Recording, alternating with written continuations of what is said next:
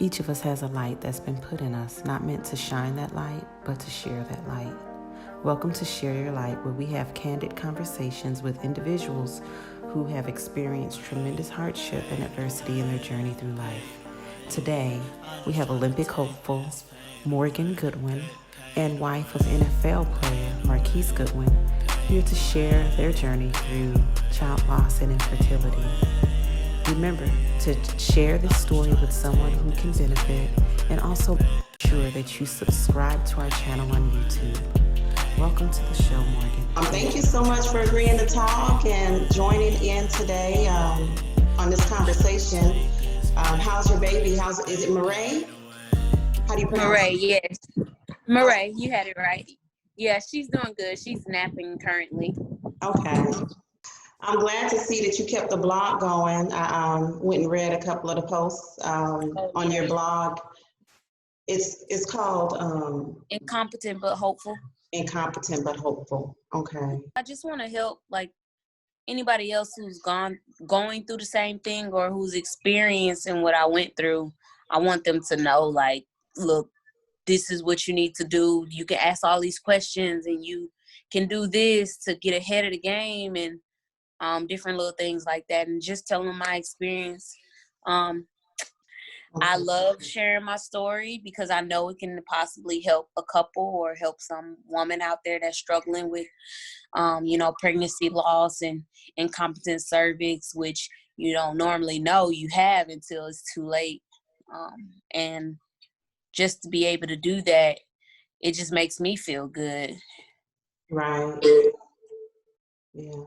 So with when you talk about like pregnancy loss, because like for me as a mom who's lost a teenager, I have friends who, reached out to me right after, and I found like some of their comments that they feel it's almost like society doesn't treat the loss of a baby that's still in the womb the same, and so they would say, mine isn't the same, but I kind of understand. But it was like kind of like you could tell that they felt guilty for even putting themselves in the same boat. But I'm like, with this video, I want to make sure that we recognize and honor everybody's grief. There's no comparison of grief. Right. And pregnancy loss and even just losing a child, it's just, it is embarrassing. I mean, well, to me, I felt embarrassed, like I knew it wasn't my fault. Like I didn't do anything to, cause this, but still in the back of your head, you still like, oh my gosh, like my body did this, or, and I don't know for your situation, I don't know if you had felt something like that, but I know I felt like a little part of me felt like it was my fault, but I knew it wasn't, I battle with that all the time. I'll get to where I know that it's not my fault. Like I can have good weeks, and then every now and then it'll just be a trigger. It'll be something that just sends me back down that road to where I'm feeling guilty again. I don't even want to say it's just blaming myself, but it's still feeling guilty. And thinking that I could have done something different. Well, what if I would have done this different? Then maybe he would still be here. Mm-hmm. Yeah. I definitely do that as well. And Mother's Day was good, but I did a lot of thinking. It was hard, but it was like bittersweet. I was super happy, and I love my snuggles with my girls, with my little girl, but I was thinking about my boys, and I'm like, dang, like what, all the things, like what could have been, Right. So it was kind of a struggle, but I made it through. Yeah, I can relate to that because I have a 17-year-old now. So my boys were really close in age. Damani, when he passed, was 17, like almost 17 and a half, and Ahmad was almost 16 when it happened. So now it's kind of weird because now Ahmad has turned 17, which is what his brother was. But I tried to, just remember yesterday that I'm still a mother. I still have Ahmad. And even like I have friends that I've met in the grief community who've lost their only child. And, even thinking about them, and my message to them was that you're still a mother. you still mothered a child. You still were a part of a creation, something beautiful Right. that came into this world. So I think that, you know, we have to honor our experiences, like you said, because it helps others. For me, it's still painful sometimes, but I think talking about it does help. Talking about it is like a form of therapy. So, Absolutely. yeah. Talking about it, even if you're not talking about it with somebody else, maybe writing about it in a journal, just getting it out and off of your chest definitely helps. Even if it's just with your husband and it's just you and your significant other just talking about it, I think it really does relieve some of that buildup that's inside of you. So Yes. that's what I learned, and that's why I started my blog, because I wanted to have an outlet to be able to speak my mind, share my story, have other women find my story, and other people who aren't even women who want to, continue to pray for us and see how I'm doing. It just gives them an opportunity to be able to know what's going on in my life and what I'm doing as far as, my journey to parenthood and all of that good kind of stuff like that. So. Do you feel like you got a lot of support throughout the process? Like, did ab- people know how to be supportive? Absolutely. I feel like for the most part, everybody just sent their prayers and continued to pray for us. And a lot of people didn't understand, that experience. And some people had the experience, but it may have been like a first trimester miscarriage or a chemical pregnancy, or they may have been going through infertility, which we kind of struggled with a little bit too, which I shared, that I was going to a fertility specialist because it was taking us a long time to get pregnant in the first place. So I definitely got a lot of support, like even with my husband, he's in the NFL, so he has fans and different things like that.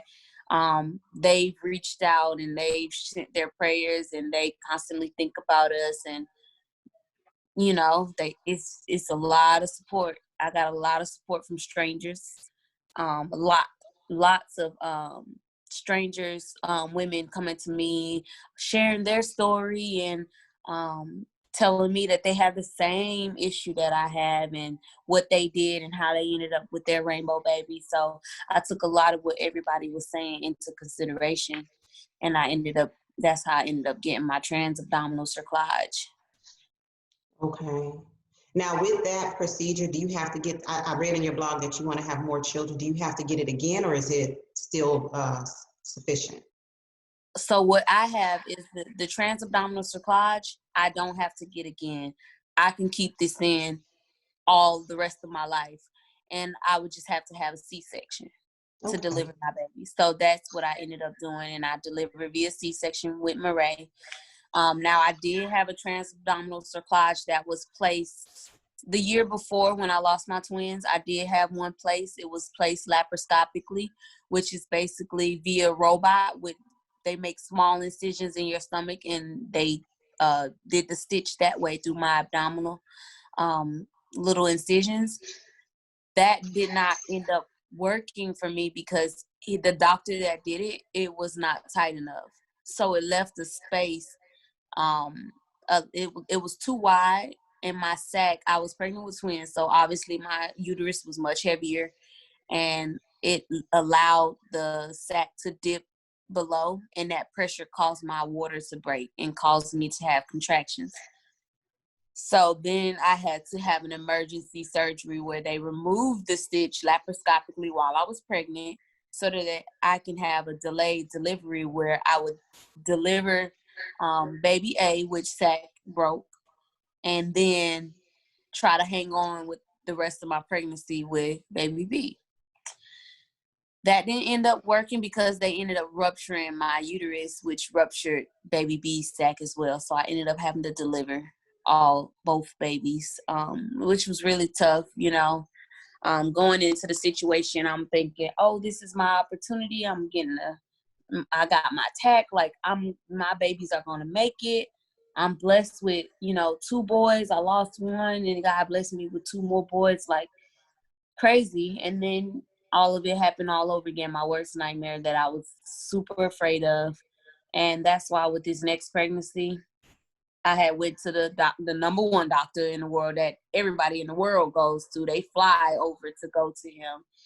And I got it placed. And I was super confident in him.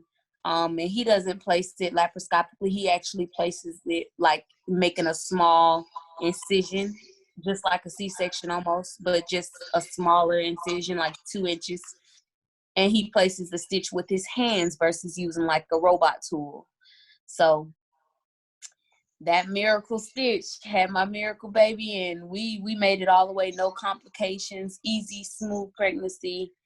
And I'm just so blessed and honored to, you know, be able to carry her. And now she's like in my arms and stuff. It's just, my dreams have come true, you know?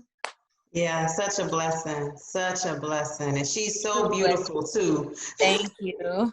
We So, always look at her and we're like, oh my gosh, like, our eyes are not like this, but my husband's side of the family, they have green eyes and hazel eyes. So we like, okay, the genes done skipped, and then now you got these genes, girl. You better hold on to them. So she's truly a miracle. when you look at her, does it make you think of like the boys and wonder what they would have Absolutely. looked like? Absolutely. Every single time. But every time, like, I know, because you just remember the day, like, that you give birth. They had my husband's hands, feet, like people say we look alike. I think they looked like him. All our boys, I think they looked like him. Murray, I think she looks like him. At least she got his eyes and nose. She has my mouth when I was little. But I always think about what they would have turned out to be like, and what their personalities would have been like if they would have been brown skin like Murray, or if they would have been chocolate like us. Like, it's just, you think about that type of stuff. The first baby, how many weeks was he when he was I delivered? was I was 19 weeks both times, so Oh, 19 weeks pregnant, and I lost my son, my first son, and then 19 weeks pregnant with the twins, I lost them the same, basically. So 19 weeks, I had anxiety attacks during my pregnancy with Murray. I was calling the doctor constantly, like going to get checked up, because I just was afraid. Like, maybe I was just putting things in my mind, and I thought I was feeling cramping. I went in and I'm like, look, something is wrong, like, but my doctors they were so good. They were so supportive. They were like, if you feel anything, just call us. We do not care. Just come in and we will squeeze you in. My doctors were so good. And I can't thank them enough, because I was with them both times with my first son and then our twin boys. So they already knew it was going to be a rough patch when we got to that 19 weeks, 20 weeks.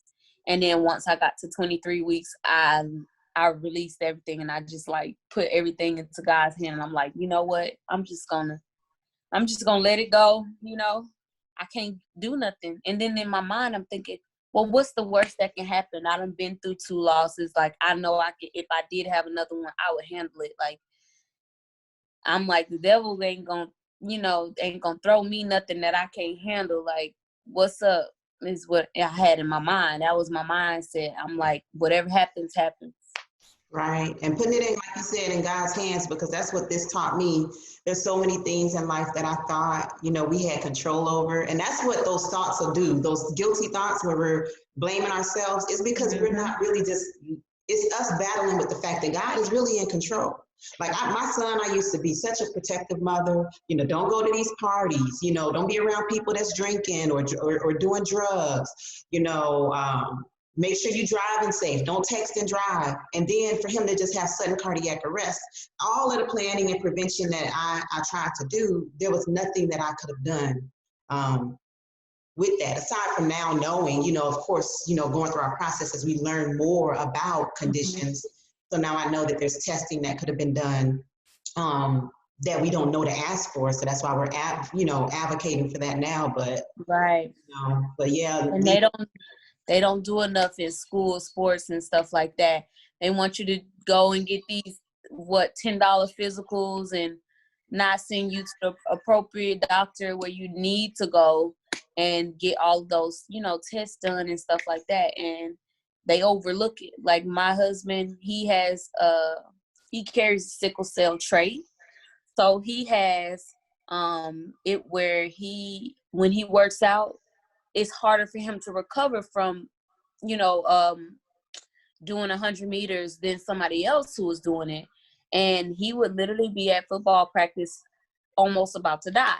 And they didn't know until they went and he got tested and stuff. And they were like, oh, your blood cells, you have slight, blood cells, the oxygen level in your blood cells, it just takes a little bit longer for you to recover.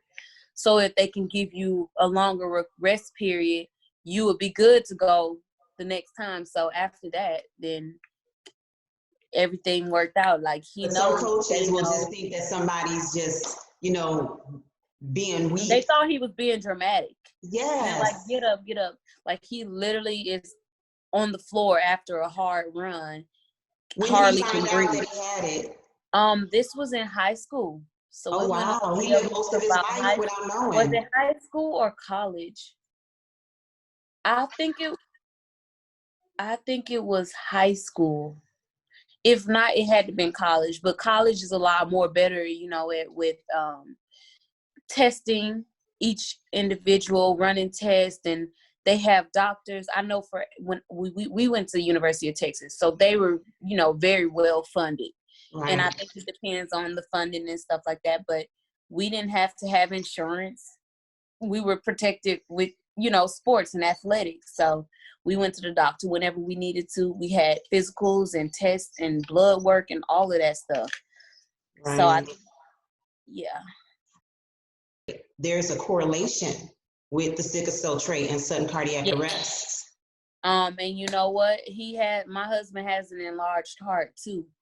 So, yeah, so he has to be really careful when he's working out. And it's like, dang, how do you go from learning all of this and you're in the league now and you're still going and they just have to pay more attention to it, Right, and that's what I'm doing when I'm advocating. I'm going out and I'm talking to coaches. I'm like, look, I'm not trying to scare people away from doing athletics, but if we're aware, then we know how to protect the athlete. Right. We know, to make sure to have an AED, close by for them. Make sure that everybody knows how to do CPR. There's ways to prevent fatalities from it without, compromising someone living their dreams. Right. Yeah. 100%. Yeah. But they I don't know if you know, but they wear these trackers during workouts and stuff. And when my husband hits a certain point to where he had hit a certain speed or hit a certain heart rate, they tell him, all right, you have to rest completely tomorrow or something like that. Like you're in recovery now. Like, everybody wears those now? Huh? You saying everybody has a tracker now? Everybody, well, I think all teams, unless it was just the 49ers, but all teams, well, from what I know the 49ers have it, but they wear trackers on their pads, on their shoulder pads. And then they track their heart rate, their speed and stuff, so they can know, like, okay, you overexerted yourself this practice. Right. You did this many yards in this amount of speed. You need to rest tomorrow, completely off. So they track it. I wish they had that on the high school and collegiate level, That's why I said it's all about like the funding and stuff like that. Yeah, but I mean, stuff usually trickles down because even when we go back to the concussion stuff, when the NFL started paying more attention to concussions, then it spilled down to college and then high school now. Yep. Yeah, so I mean that gives me hope. I'm glad to know that they're doing that. Yeah. Definitely, I'd like to talk to him at some point about that and maybe, get him to just share or do like a little blurb, so we can help raise awareness so people can know that these things are not that rare, and that people can still be successful athletes even if you Right. find that they have this condition, because we see that. Like, we do free testing for people, and sometimes people will not want to test their kids because they don't want to pull them out of sports. Mm-hmm. Yeah. Just like the coronavirus. People don't want to test themselves because they like, oh shoot, if I get tested, then I'm embarrassed if I got coronavirus, or something like that, or I don't want to be quarantined for real for 14 days. Like, but you have to help because we want this to end. Right. Yes, and awareness and knowledge is power with all of the things we're talking about, whether it's, infertility or, miscarriage, sudden cardiac arrest, coronavirus, everything. We have to stop closing our eyes to what's going on in society and be proactive about it. And the same with grief. Right. I think that some people with grief is something that people just kind of overlook, or people who aren't going through it pretend that it's not happening, or that, after the first 2 to 4 weeks after a funeral, I've done my part. But it's a long-term process. Like, you're saying 3 years later, and you still sometimes feel grief for your sons. It's a lifelong thing.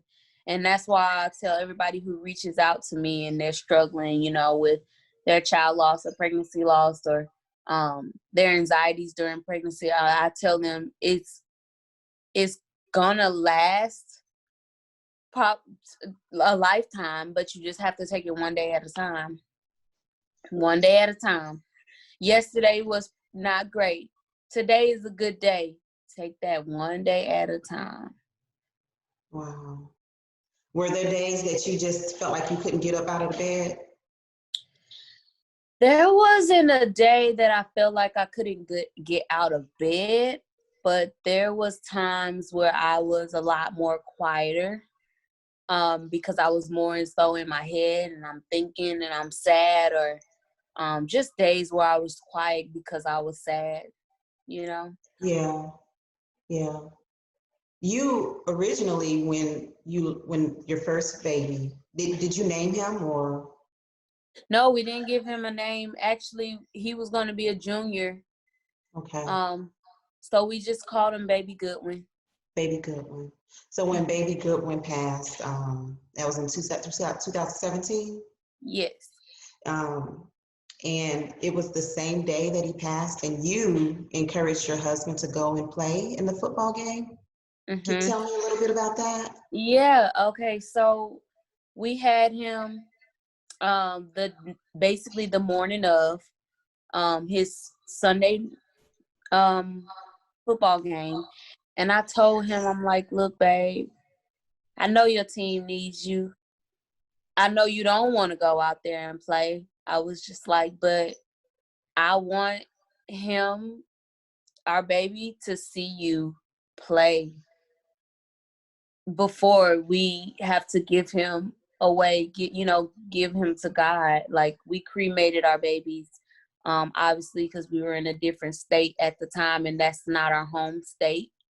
But now all of our babies are with us. We have these little heart urns that I take everywhere with me, even going out of the country. They'll be like, what is this?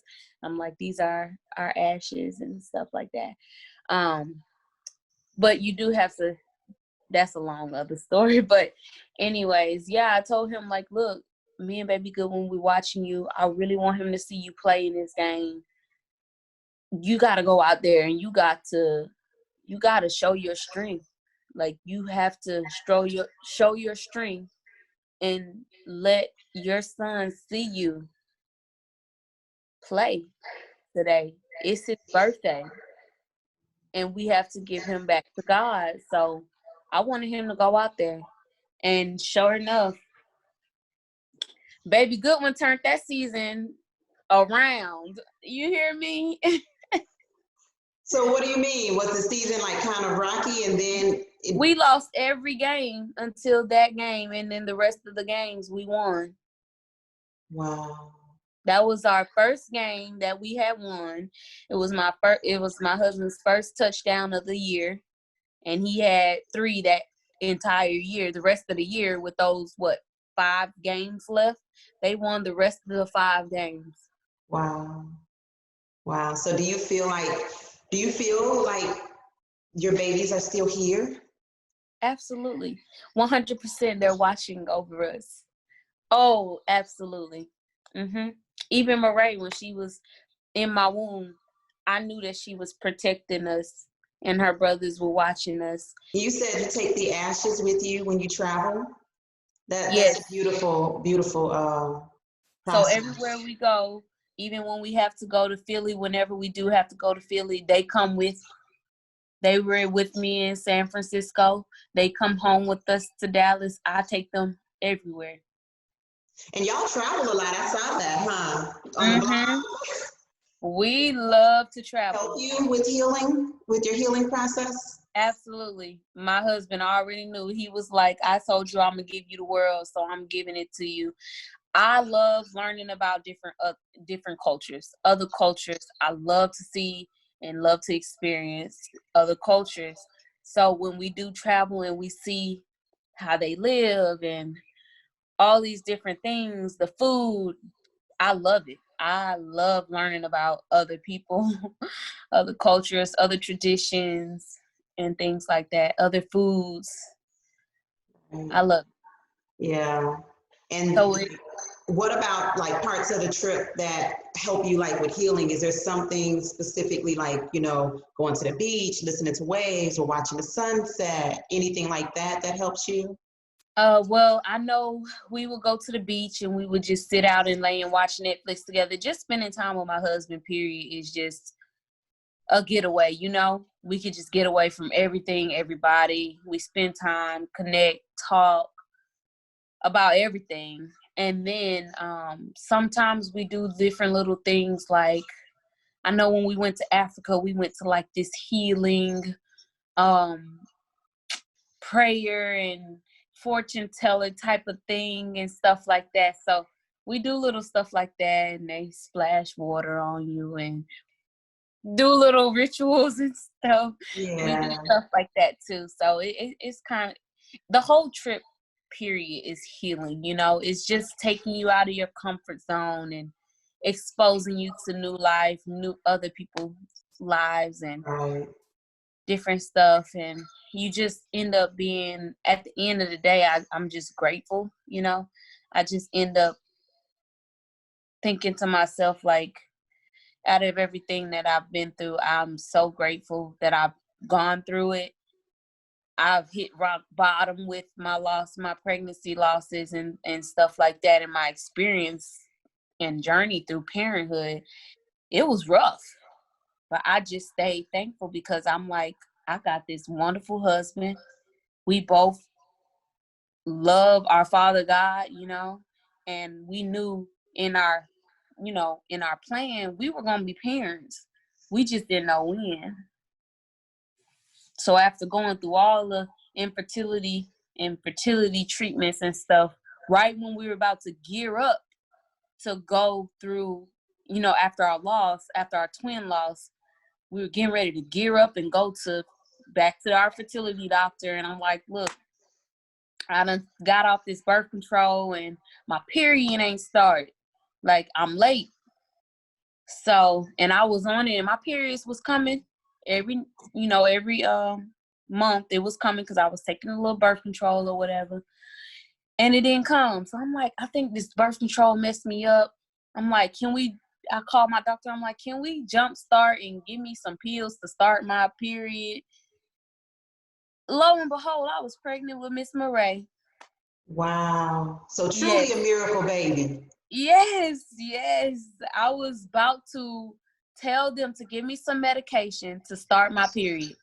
So And they said, the other two pregnancies were achieved with fertility treatment? yes. Now, we got pregnant one time when we were in college, and that was my first ever pregnancy, and I ended up having a miscarriage. Our baby's heartbeat stopped at 8 weeks, but I was supposed to be 9 weeks, but the baby heart had stopped a week ago. So I ended up miscarrying one day before my birthday. July 25th, I remember being in the hospital, and we were in Austin, and his mom lives in Dallas. So we called her, and she came down and spent that day with me in the hospital. It was crazy because I'm like, oh my gosh, my birthday is tomorrow. I'm losing my baby. Like, but it was kind in my head, I'm like, oh my gosh. It was bittersweet because I'm like sad that I'm miscarrying. But then again, I'm like, whoo, I didn't know what I was about to do. I'm on scholarship. Like it was crazy. It Right. was so crazy. So then we started trying again after we got married. I said, look, after Olympic trials, we can start trying to have a baby. We started trying to have a baby. 8 months, nothing. A year, nothing. So we went to fertility doctor, reproductive endocrinologist, did all the tests. Just found out that I had polyps in a little bit of I had polyps. So what my doctor was like, we're going to remove these 2 polyps, which basically can affect sperm or the embryo from attaching to your uterus or whatever. So they were like, oh yeah, we're going to just go in, we're going to give you a hysteroscopy and remove the polyp. And then at the same time, let's do a laparoscopy too, because you're going to be under anyway. So I'm like, okay. They were like, oh yeah, it's basically a laparoscopy. We're going to stick these little, probes through your stomach and look around and make sure nothing else is bothering you. Well, it turns out that I had endometriosis. It's like scarred tissue, but it's not scarred tissue. But it's just like extra tissue growth that's supposed to grow in the lining of your uterus, but it didn't grow in the lining of my uterus. It was growing on the outside of my uterus. Oh, wow. Yeah, so that's what endometriosis is. Yeah, we went through fertility treatments with baby Goodwin. I was on pills, the pills to make you ovulate, because they found out that I was having an ovulatory cycles, which means some cycles I would ovulate, some I would not produce an egg. And I had so many eggs.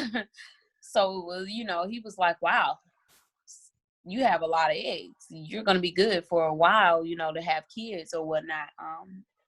But my level was so high with my eggs. And they were like, you're a good candidate to do these pills. And it basically makes you ovulate maybe 1 or 2 eggs. So we did that to get pregnant. And we ended up getting pregnant with that treatment. Wow. So you talked about the Olympic trials. You ran in the Olympic trials Yeah. in 2012, was it? 2016. 16. Okay. Mm-hmm. Okay. And the hurdles. Yes.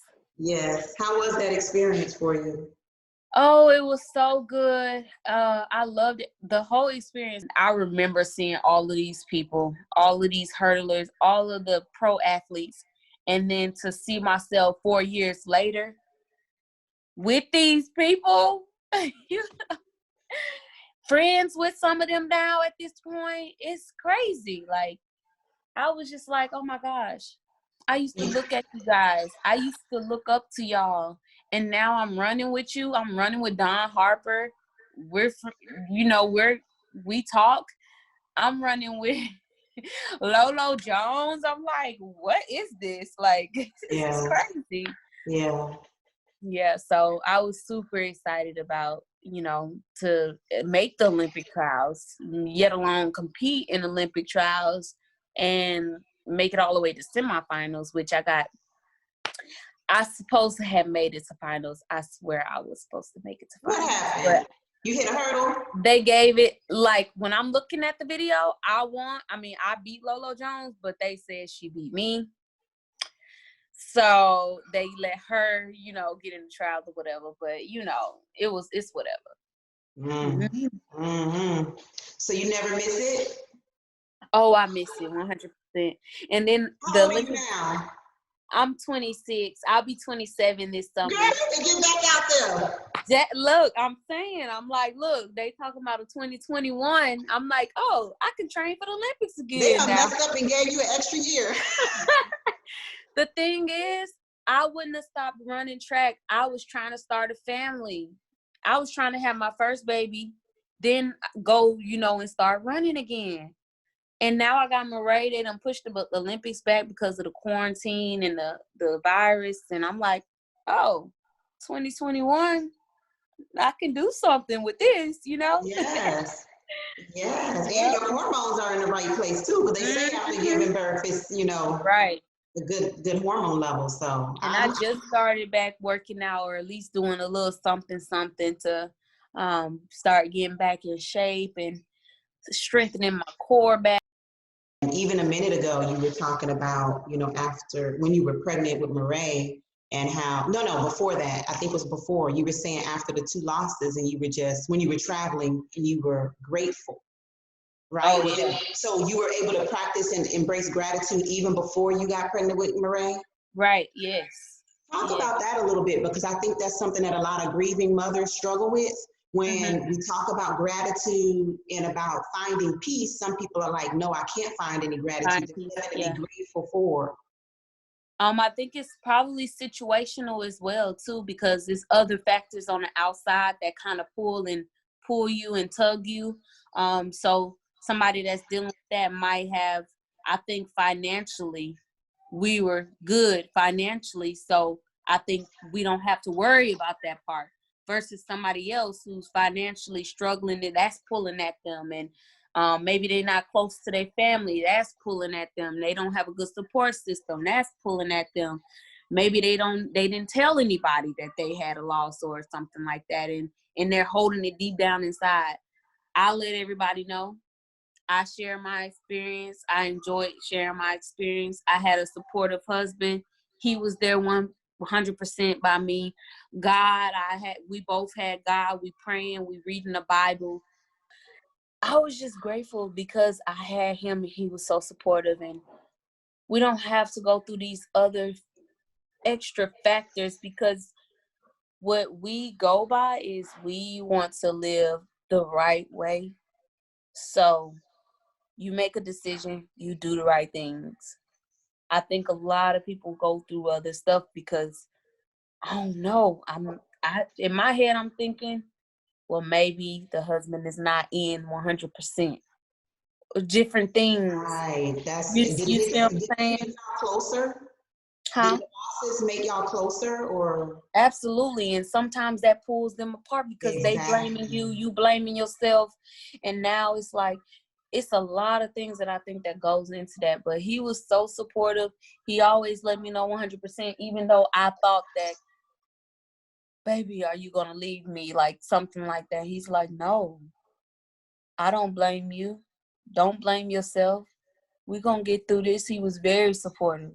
And he listened to me when I talked to him, and we talked to each other. He told me his thoughts, I told him my thoughts, and we just kept God in the center of us and kept God first. So that's why I was really grateful. I was grateful because I love my life, you know.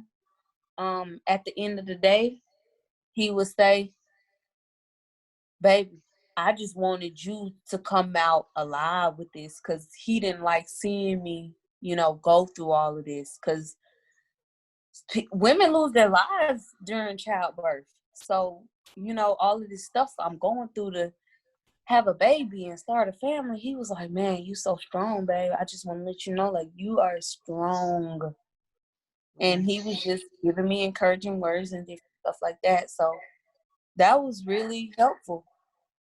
That was really helpful. That support. Those two backbones, God and my husband, that triangle so strong, that was what made me grateful. The most important thing that I had learned, like during pregnancy with Murray, was control. You ain't got no control over nothing that you can't eat, the uncontrollable. You can only control what you can control. Otherwise, you just need to let go and let God, do his work. And just knowing that God had his plan for us, that's what kept me going. God has a plan for us. I know in my future I'm gonna be a mom. Yeah, and refuse to give up. Oh, Refuse to well, give up. I'm not a quitter. Not a quitter. Right, right. Oh my gosh. And it's so hard, to find that peace, in that faith, because your It faith will, really is. You know, and it's things in the scripture, there's things that it says and you want to believe it, but then sometimes your mind will mess with you. Like, even like with saying that everybody has their time, a pre-appointed time, or the day that you're going to pass is already written for you. Do you believe Right. in that? Oh, absolutely, 100%. God writes that book from the end to the beginning. Yeah, but I think that there really isn't a way to get through this without faith. Some people Oh, who get angry at God, I don't see how they can get unstuck or find peace, because for me, at least, the only peace is through God and surrendering to his will. absolutely. It can be hard though, just like Yeah. you said, It's a because daily battle, like you said, one day at a time. I mean, I'm saying that now. one Tomorrow, day, we have to make that struggle to do it again. one day at a time. You can't think about the next day. You just got to take that one day, be grateful for this one day. Maybe you grieving. That's okay if you grieving that day, that one day. The next day is a new day. You get a new day to make a decision and start fresh again. Right. If you want to say anything as we wrap up, like any last words to people who are struggling with grief or even just anxiety at this time, anything, any words to them? If definitely if you are spiritual and you know worship God, I would definitely give everything to God and just do not give up. Find one person if you can, if you want to share, if you are scared to share, you know, your story or your experience with child loss or pregnancy loss. Find that one person and let it out. Find that one person that can help you talk through it and share your emotion, even if that's your journal. Even if that's your journal and you dropping tears in this journal, you're going to look back at that journal and you're going to be like, oh my gosh, God has blessed me tenfold, you know? But don't ever give up. That's what I always just say. Don't ever give up. Don't give up. Don't give up. One other thing, did you ever get angry? You know how they say to stay The in second, my second time, the second loss with my twins, I was livid. I was so angry. I was so angry at the doctor that placed my transabdominal cerclage.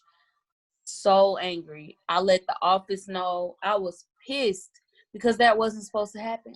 I was mad, angry, a little jealous, like, dang, why me again? Like, with my transabdominal cerclage, like, you ladies got y'all's rainbow baby. Y'all got y'all miracles. And then I'm sitting there with a messed up transabdominal cerclage and mines didn't let me make it, you know? Mines didn't let my boys make it to here. So I was really mad. Yeah, that jealousy, and that's something like when you talk about faith and God, and then that jealousy or envy, I battle with that because my son's supposed to be graduating this year. You know, there's so much hopes and dreams. Even like how you said you wonder how your babies would look. I Right. know how my son would look now, but I wonder like 5 years, you know, what would he When look like? he's 30 and Yeah, what would his kids have been like? What would he have done, you know? And so I get jealous. I do. But I want to feel joy for other people. I do feel joy for them, but I also feel it also like picks at my scab sometimes. Just sometimes. you know, I never got to the point where I was mad at somebody else. You Oh know, no, it I'm not didn't mad at happen. somebody else. I Yeah. never got to that point, but I do know some people who've come to me and they were like, look, I get upset when I see, you know, I'm basically, you know how jealousy can turn into anger at that person because you want what they have. I always tell them, never, ever want what somebody else have because you don't know what she's going through behind closed doors. Her man could be cheating on her. Her man could be beating her. And she look happy right now, but you don't know what they've gone through and what they've been through. Just be happy with what you have and be grateful for what you have at the moment, and your time will come. Right. That's what I would tell them. But I was always happy for other people when I did see their blessing. I would get sad more so when I seen other women putting in their babies in their car seat and walking the mall with their babies, or when I seen pregnant women in the mall and different things like that. That would make me sad. For me, a part of it is people complaining now with the quarantine, or like with Oh graduations my being God. delayed. And so they're complaining and pissed off about that because their graduation is put off for like 2 months. And it's like, but my child don't get to graduate. Yeah, So that's where it right. kind of gets like, come on, be grateful for what you got, because you could be in my situation.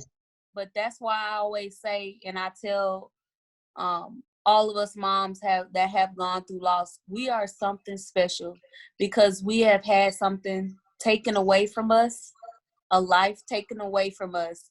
And that just made us a better mom because we know how to love now. We know how to not take things for granted, and a lot of moms take things for granted if they never had a miscarriage, they never had a pregnancy loss, or they never had a stillbirth, or they never had a child, pass away after they had already been born and they spent life, with them. That's hard.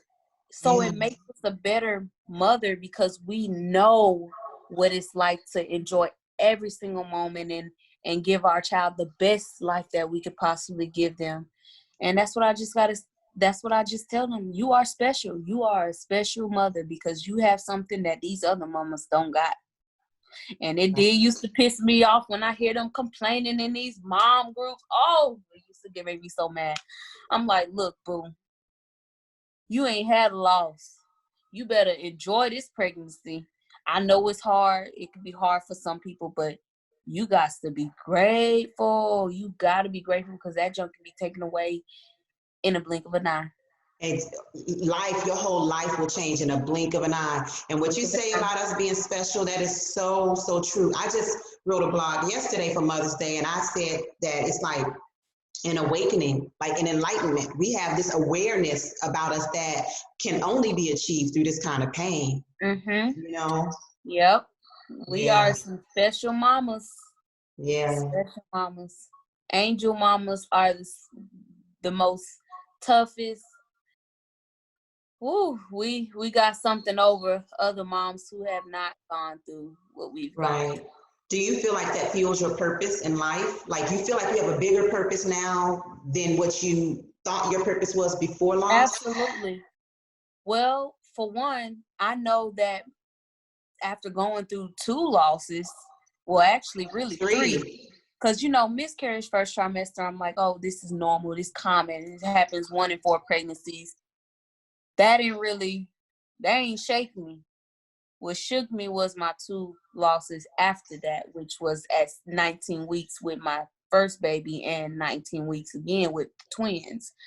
That just shaped me to know that I do have a purpose in this world, and that purpose is to use my platform to spread awareness and to let other moms that are experiencing the same thing or that's gone through what I've gone through, that there is a will and there's a way and there is hope, and don't give up. Don't give up. Don't give up. Thank you so much, Morgan. You're welcome. You are a blessing to so many moms out there. Keep using your voice, your platform, the vlog and the blog, and Thank you. Give voice to and honor all of the moms out here. We're rooting for you, but you also bring awareness to all of our situations. So we thank you for that. Thank you. Thank you for inviting me. I'm so happy to speak today to you and to share some light on my life and, spread some love and encouraging words and wisdom to other moms out there.